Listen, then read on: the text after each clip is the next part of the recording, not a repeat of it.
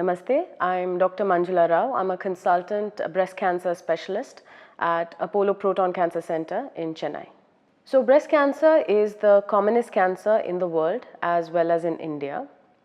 But there is a difference in when we talk about the mortality rate. So the mortality from breast cancer in the West is very less when compared to that in India. And why is that? 60% of the breast cancers, the patients with breast cancers who present to us in the clinic, present to us in the locally advanced or advanced stages. Whereas in the West, that number is less than 10%. Now, why is this disparity present? That's mainly because in the West, we have national sponsored breast cancer screening programs where women, as per the policy, government policy, they're invited to undergo screening or to undergo annual checkups by which they can catch any breast cancer early and address it. In India, we don't have such screening strategies available to us, but we do have a policy. We advocate, we advise women of 40 years of age and above to undergo an annual mammogram. By doing this, it is possible to catch cancers at a very early stage, even before it is palpable.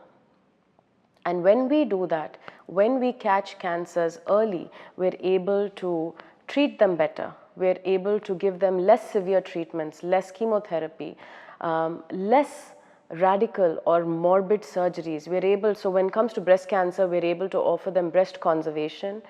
We can do minimally invasive surgeries like robotic and endoscopic procedures.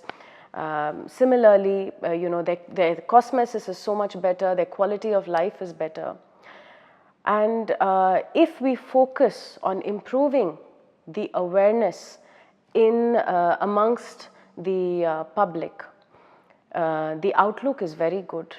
The survival following breast cancer treatment is as high as 90 to 95% over 5 years, and that's a very, very good number compared to what it was in the past, maybe 30, 40 years ago, which was less than 20 to 25%.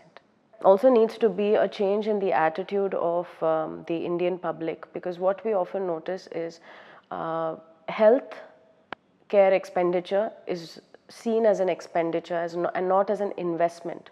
So when it comes to health, people often put off treatments, so they present late. Secondly, they wouldn't, and what we have seen, and this is from my conversations with patients, they don't mind spending 2 to 3 lakhs for a holiday, for their annual holiday. But if it comes to spending the same amount on, say, a surgical procedure or for treatment of cancer,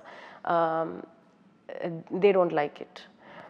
They don't like going for annual checkups unless it's sponsored by the company.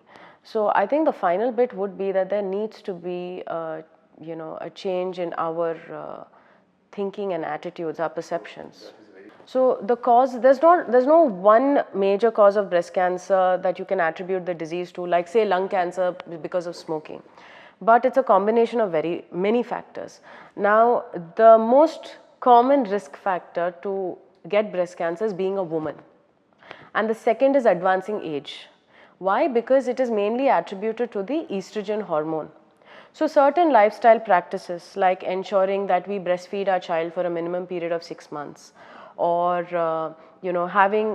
trying to have a child if our lifestyle permits before the age of 30.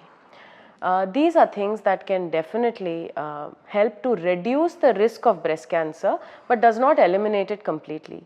Another thing that women can do is, especially when they undergo treatments for infertility or they take oral contraceptive pills, to not just take it in a prolonged manner, to have a discussion with their gynecologist. The other advice that I have is women who are on treatments for infertility, or say they're taking oral contraceptive pills, basically extraneous hormones.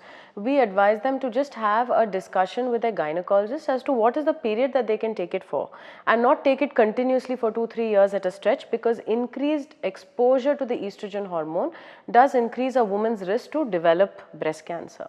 So while these are things that hormone levels and family history, increasing age, increasing the risk to develop breast cancer, there's not something we can do anything about. But what we can definitely do something about or have control over is our lifestyle. So adopting healthy lifestyle practices, mainly ensuring that we move around. So a lot of women in India who are homemakers, we ask them, do you do exercise? And they say, I don't have time at all, I'm always working at home. But that work that you do at home, cooking, etc., does not really, it may contribute to your step count a little bit, but does not, for overall health, we need to do stretches, we need to do strength training, body weight exercises. So exercise and constant movement is something that we must start paying emphasis to, as a population in the country. Secondly, to good food or eating practices. We need to look at where our food is coming from, what are we eating. We need to look into having a balanced diet, taking adequate quantities of protein along with carbohydrates and fats, and not just stick to very restrictive, extreme dietary regimens and fancy diets. Something very sustainable, regular practices. Those are things that we can do. And of course, what holds true, for anyone to stop smoking, alcohol intake in moderation or just stop intake of alcohol. These are things that we can definitely have some influence over. I really encourage yoga. So I was at Tata Memorial in Bombay for, that's where I trained. I was in Bombay for 4.5, 5 years. So we had a trial going on there about the benefit of yoga in patients with breast cancer, undergoing breast cancer treatment. And that had a very positive, So basically patients who were initiated on yogic practices like these asanas and breath work, they could tolerate the side effects of chemotherapy better, they could tolerate surgery, and their quality of life after treatment was so much better. And yoga, the various poses that we do, it's body weight exercises. It helps to add to your bone density. So I encourage that. As a population, the Indian population, our intake of proteins is very low. To breast cancer, because that's what I do, but for cancer itself, it's all of these, exercise. See, cancer, I'll tell you, if a person who is obese, okay, obesity can cause 13 different kinds of cancers. Apart from that, causes diabetes, it causes hypertension, causes so many other issues. That is the first thing so it's all interrelated. Yeah. They're not separate at all. But we breast oncologists from all over the country, we have an association called the Association of Breast Surgeons of India. We, and along with the ICMR, the Indian Council of Medical Research, we have guidelines. And we advocate that women starting from the age of 40 and over, they must get a mammogram done at least once a year. And why we say this is because while the incidence, the median age of breast cancer occurrence in the West is 55 to 60 and over, in India, the median age of occurrence of breast cancer is a decade lower. It's around 45 to 50.